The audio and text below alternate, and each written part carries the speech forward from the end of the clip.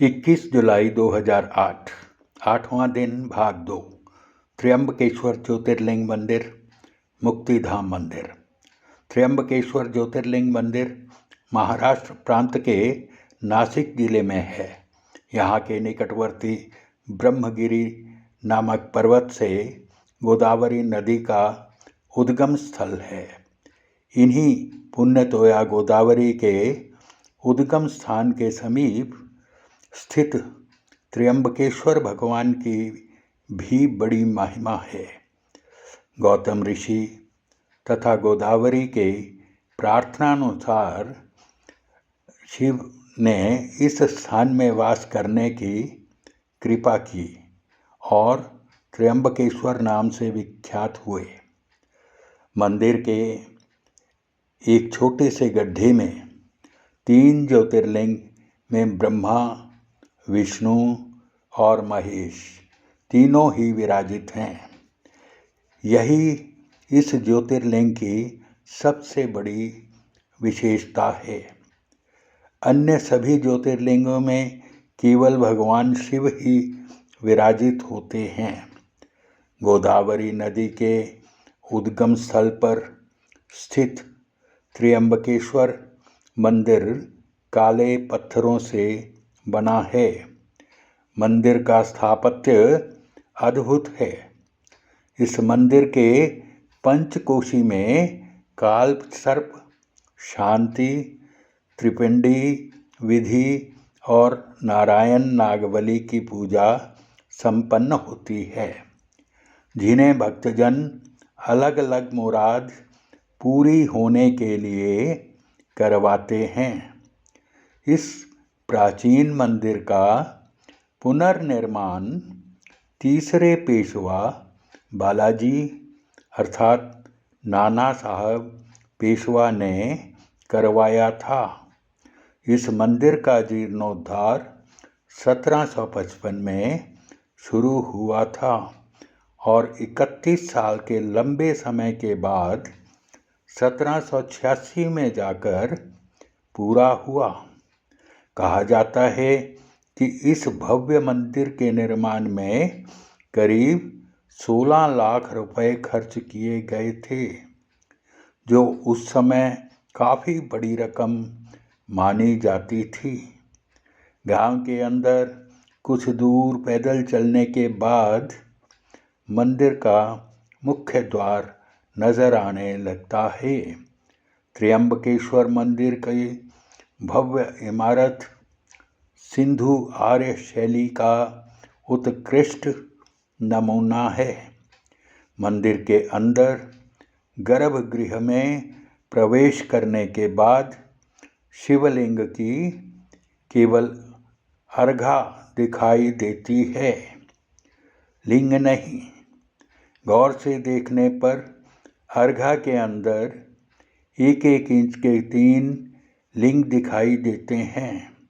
इन लिंगों को त्रिदेव ब्रह्मा, विष्णु और महेश का अवतार माना जाता है। भोर के समय होने वाली पूजा के बाद इस अर्घा पर चांदी का पंचमुखी मुकुट चढ़ा दिया जाता है। त्र्यंबकेश्वर मंदिर और गांव ब्रह्मगिरी नामक पहाड़ी की तलहटी में स्थित है। इस गिरी को शिव का साक्षात रूप माना जाता है। प्राचीन काल में त्र्यंबक गौतम ऋषि की तपोभूमि थी। अपने ऊपर लगे गोहत्या के पाप को से मुक्ति पाने के लिए गौतम ऋषि ने कठोर तप कर शिव से गंगा को यहाँ अवतरित करने का वरदान मांगा। फलस्वरूप दक्षिण की गंगा अर्थात गोदावरी नदी का उद्गम हुआ। गोदावरी के उद्गम के साथ ही गौतम ऋषि के अनुनय विनय के उपरांत शिवजी ने इस मंदिर में विराजमान होना स्वीकार कर लिया। 3 नेत्रों वाले शिव शंभू के यहाँ विराजमान होने के कारण इस जगह को त्र्यंबक 3 नेत्रों वाले कहा जाने लगा। उज्जैन और ओंकारेश्वर की ही तरह त्र्यंबकेश्वर महाराज को इस गांव का राजा माना जाता है। इसलिए हर सोमवार को त्र्यंबकेश्वर के राजा अपनी प्रजा का हाल जानने के लिए नगर भ्रमण के लिए निकलते हैं। त्र्यंबकेश्वर गांव नासिक में से काफ़ी नज़दीक है। नासिक पूरे देश से रेल, सड़क और वायु मार्ग से जुड़ा हुआ है।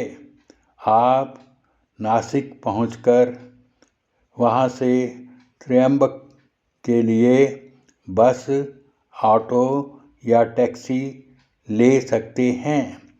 टैक्सी या ऑटो लेते समय मोल भाव का ध्यान रखें एवं पूरे नासिक में घूमने के लिए टैक्सी के सिर्फ 2500 से ज़्यादा ना दें एवं नासिक घुमाकर यही टैक्सी आपको शिरडी रात को छोड़ देगी।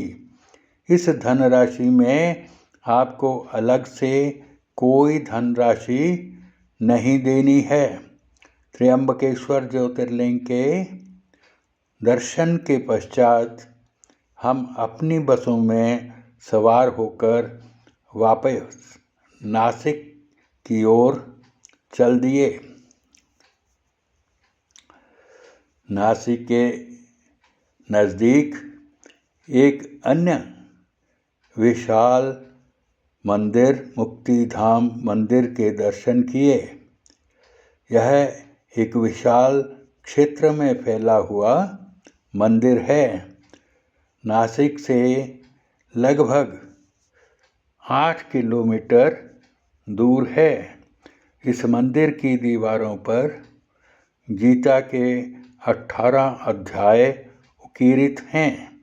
यह मंदिर 12 ज्योतिर्लिंग के भी एक ही स्थान पर दर्शन करवा देता है। इस मंदिर का निर्माण 1971 में हुआ था। इसका कोई प्राचीन इतिहास नहीं है।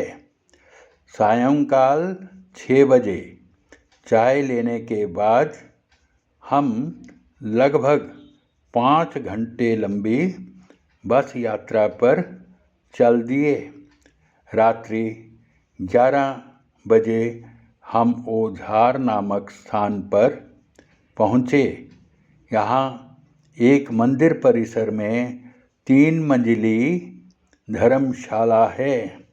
उसमें हमारे रुकने की व्यवस्था की गई थी। 5 यात्रियों के लिए एक कमरा बुक किया गया था। हमने अपना सामान अपने अपने कमरे में रखा और भोजन के लिए नीचे भोजनालय में आ गए। प्रबंधकों द्वारा एक 4 व्हीलर में सामान सहित अग्रिम दल भेज रखा था, जिसने हमारे भोजन को पहले से ही तैयार कर रखा था। भोजन के लिए स्टील के मेज और बैठने के लिए स्टील के ही बेंच थे। उन पर बैठकर सभी यात्रियों ने प्रेम से आवश्यकतानुसार भोजन किया और अपने अपने कमरे में वापस आराम के लिए चले गए। थोड़ी देर मैंने आज के अनुभव के बारे में डायरी में लिखा। लिखने के बाद लेटने लगा हूँ। शुभ रात्रि। शुभ रात्रि, शुभ रात्रि, शुभ रात्रि। बोलो शंकर भगवान की जय।